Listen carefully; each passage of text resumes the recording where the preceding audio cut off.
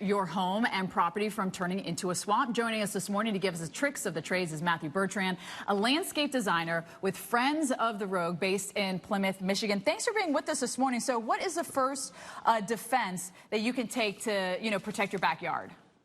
Yeah, well, one great thing to do is to plant a rain garden. And so to do that, what you do is you identify where in your backyard you want it to be dry, and then you use rain gardens around that. A rain garden is a garden that looks great and soaks up the rain. So you send all the water that's coming off of your hard surfaces, your roof, your driveway, your garage, to those rain gardens. So you keep the part you want dry, and you put the wet where you need it to be. So when you're doing that, Matthew, you want to plant stuff that'll take a little bit more wetness or live in a wet area better? Exactly. There's plants that can handle that amount of water that's sitting on it. Rain gardens are designed to dry up in about 48 hours. So the plants have to be able to handle that water, and then the dry times in between when it's not raining. What are some of the examples of some of the plants?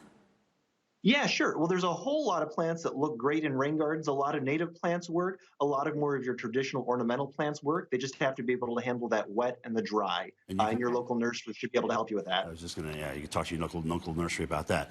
All right, what about, when your home butts up against a creek or stream that comes out of its banks and continues to come out of its banks with these heavier rainfall events?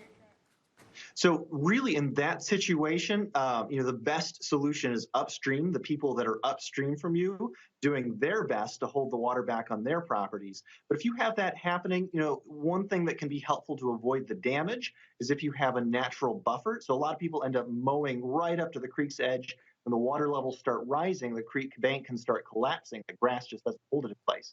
So if you can do a natural buffer from the creek's edge 15 feet back, that really helps to, at least avoid some of the real negatives of washouts of your land and your property. And if you're planting those native plants there, they can also attract birds, dragonflies, frogs that eat the mosquitoes that come with the wet times. Yeah, they can. What are some other anti-flood techniques you can install in or around your home?